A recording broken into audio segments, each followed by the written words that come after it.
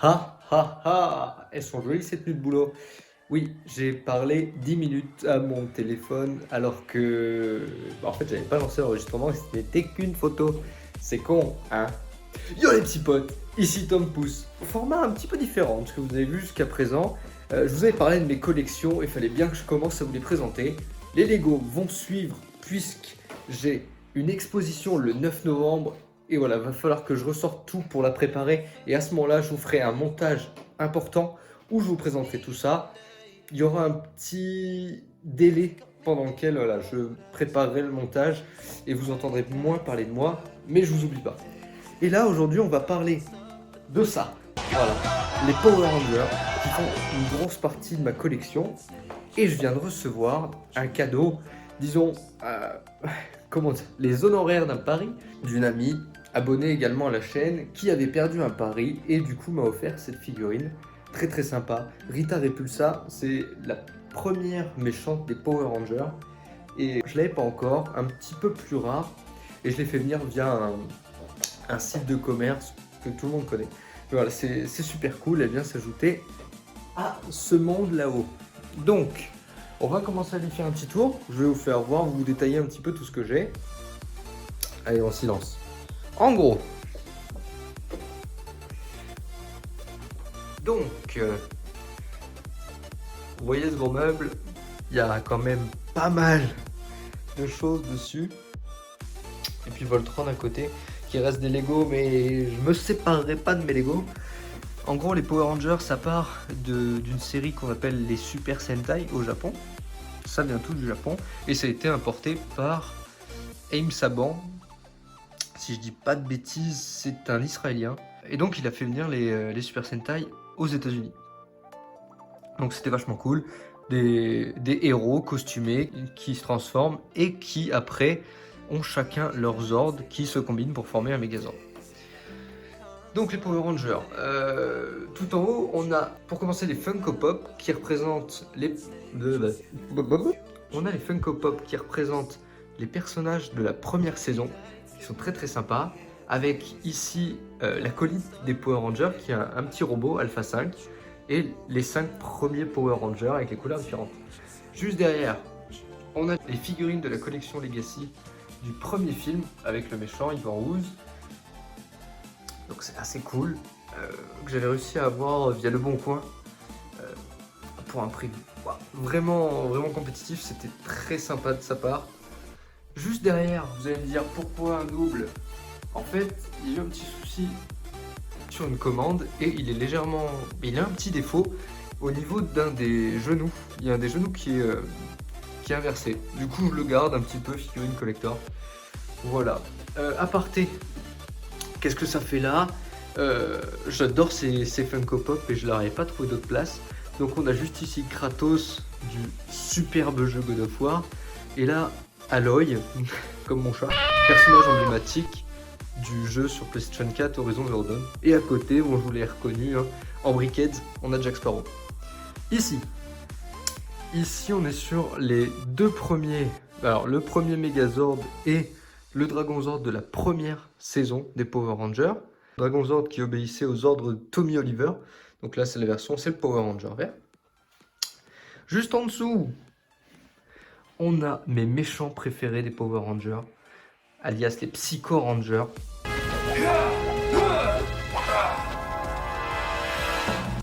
En fait, ils sont apparus dans la saison, dans l'espace.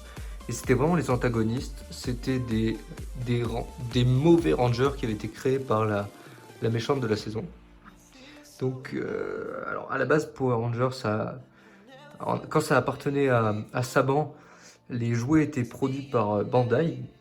Donc, c'est pour ça qu'on n'en a que 5 parmi les 7 qui auraient dû sortir. Parce que Bandai a cédé les droits à Hasbro il n'y a pas bien longtemps. Et du coup, on n'aura jamais le jaune et le rose. Ce qui est très très dommage. Il y a des customs, mais ça m'embête un petit peu. Je verrai peut-être plus tard. Donc en gros, j'avais sorti rouge, noir, bleu et le silver, qui est la version... à la base, c'est le Ranger argenté qui s'était déguisé pour leurrer les Psycho Rangers. Et le vert est une version alternative dans la BD qui a commencé à sortir relativement récemment. Qu'on a là, très très bonne BD d'ailleurs. Et donc c'est un des antagonistes de la série. Juste à côté, ah là c'est pas des moindres, le Phantom Ranger et le Solar Zord, qui sont des jouets préférés que mes parents m'ont offert quand j'étais plus jeune. Alors vous verrez qu'ils ont bien souffert, il y a des éclats de peinture un peu partout. Eux, je leur ai pas fait de cadeau, mais ils ont une valeur sentimentale de ouf. Juste en dessous, pour les connaisseurs, vous allez reconnaître Tommy Oliver sous ses différentes formes. En gros, c'est vraiment le personnage emblématique de Power Rangers qui était là dans la première saison, dans la deuxième, dans la troisième, dans la quatrième et au début de la cinquième pour revenir plus tard en tant que mentor en noir. Mentor en tant que mentor en noir. Donc voilà, c'est vraiment le John Cena des Power Rangers. C'est vraiment un mec énorme. Du coup, on a les différentes formes en fait qu'il a eu au début de sa carrière. Dans la toute première saison, c'était le Power Ranger vert. C'était un ennemi des Rangers grâce ou à cause de cette épée qui était l'épée que lui avait créée d'ailleurs Rita Repulsa pour le rendre méchant. Finalement, il est libéré de l'emprise de Rita par le Power Ranger rouge et ça devient le 6e Ranger, non pas des moindres. Donc là, on l'a dans sa version normale en Funko Pop, là dans sa version sans casque, et puis la première version Legacy, la deuxième version Legacy. Ensuite, il perd ses pouvoirs et reviendra sous forme de Ranger blanc puisque Zordon lui redonne des pouvoirs. Alors la Funko Pop, la première Legacy, la deuxième Legacy. Dans la saison 4, la saison 0, il devient mentor des Rangers en rouge.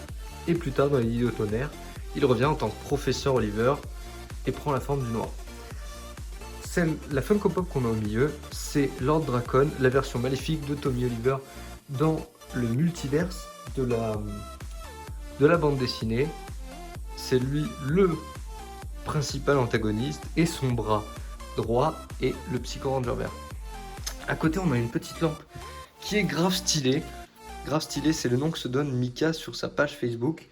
Un mec que j'ai rencontré sur une expo de Lego qui fait en fait de la gravure sur plexi.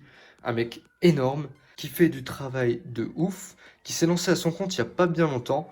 Je vous mettrai le lien de son Facebook dans la description.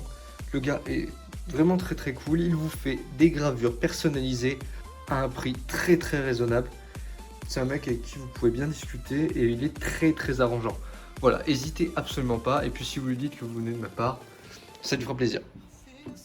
Ensuite, pour ceux qui ont vu le film Power Rangers qui est sorti il y a 2 ans, on a du coup toutes les Funko Pop sorties par rapport à ce film. Les 5 premiers Rangers, avec l'antagoniste Rita Repulsa, sa version du film. Et puis là, par rapport à la scène du tout début, on voit que Rita Repulsa était le 6e Ranger au tout début. Et elle s'est battue contre Zordon. Donc ça, c'est la forme transformée de Zordon avant qu'il cède ses pouvoirs. Et du coup, ça c'est toute la Funko Pop de ce film. Juste à côté, on a une des versions de Jason. Jason, le Power Ranger rouge de la première saison, lorsqu'il obtient les pouvoirs de Tommy, lorsque lui les perd, et il peut s'équiper du coup du Dragon Shield, lorsqu'il a la Dragon Dagger pour contrôler le Dragon Zord juste ici.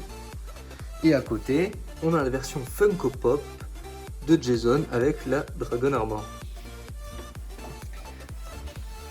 Et pour finir, juste en dessous, on a la version du Tonnerre Megazord de la 2e saison, qui est extrêmement sympa.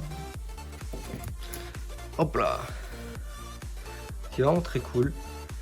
Bien plus gros que les autres Megazord, parce qu'en fait, il y a la première partie du Megazord en dessous, et puis tous les ordres viennent se greffer dessus. C'est pas une combinaison où chacun c'est un bras puis un autre bras. Non, c'est vraiment ils viennent se greffer par-dessus celui-là.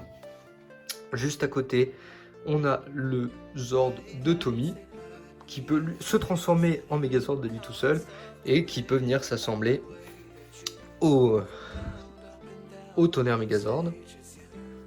Et le tout dernier de la collection, c'est celui qu'on appelle le Ninja Megazord, qui est le Megazord des Power Rangers du film, en fait, que je vous ai présenté absolument tout en haut. Voilà. J'ai essayé de me limiter un petit peu, éviter de trop m'étendre, puisque mon meuble, lui, n'est pas extensible. Mais il y a tellement d'autres figurines que j'aimerais bien rajouter. Donc c'est plus aussi une histoire de budget, puisque ça revient vite cher, entre 50 et 100 euros le Megazord. Et encore, ça c'est le prix si je l'achète à la sortie. Une Funko Pop c'est plus ou moins 15 euros. Et tout ce qui est de l'ordre des figurines, c'est entre 15 et 25 euros, puisqu'il y en a beaucoup qui ne sortent pas en France et que je suis obligé de faire venir des États-Unis. Donc on parle pas des frais de port, qui sont souvent à peu près d'une vingtaine d'euros, et des possibles frais de douane. Voilà, j'espère que cette petite présentation vous a plu, et là on va se tourner vers l'ouverture de Madame, pour faire voir un petit peu à quoi elle ressemble. C'est parti. Bon, Rita Repulsa, du coup, Funko Pop 665, de la nouvelle série, on va dire. Et pour l'instant, j'ai que Tommy. Il m'intéresse pas vraiment sans les casques. Par contre, j'essaie peut-être de trouver Lord Z et Goldar. Lord Z, sur à voir. Mais ils sont vachement chouettes. Merci à toi, Maël, du coup, pour ce petit cadeau. Elle est vraiment sympa. La seule appréhension que j'ai, du coup, avec chaque Funko Pop, c'est que même si pour la culture pop, c'est vraiment cool, que les figurines sont relativement chouettes et le design sympa avec leur chubby head et leurs gros yeux. Au niveau de la peinture, c'est souvent que la peinture, les couleurs, il y a des petits éclats, elles sont pas forcément toutes de très bonne qualité et c'est un peu le souci des Funko Pop. Alors, bon, un petit face contre terre.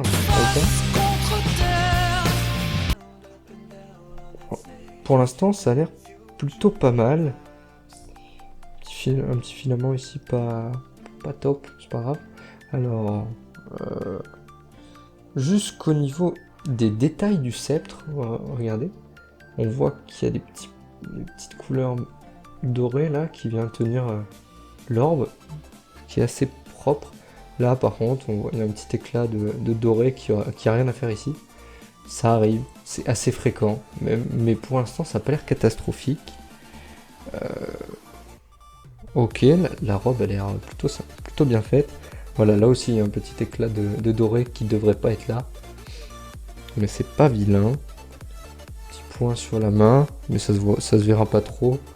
Là au niveau du chapeau. Mais c'est pas trop voyant. Elle a une très belle tête. De ce côté-là, c'est bien fait. Elle a pas l'air d'avoir de défaut. Ah si, un petit ici. Ça se connaîtra pas. Un petit là. Mais c'est pas trop méchant. Au niveau du chapeau ici. Mais voilà, faut chercher un peu la petite bête. Donc franchement, elle est très ressemblante. Avec son vieux rire maléfique tout le temps.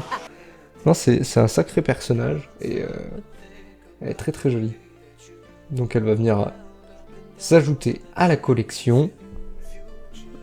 Je pense que je vais la mettre tout en haut. Avec ceux du premier film à côté de Ivan Ooze. À côté du méchant. Et puis ce sera cool. Bon. Bah, j'espère que les formats un petit peu différents comme celui-là peuvent vous plaire.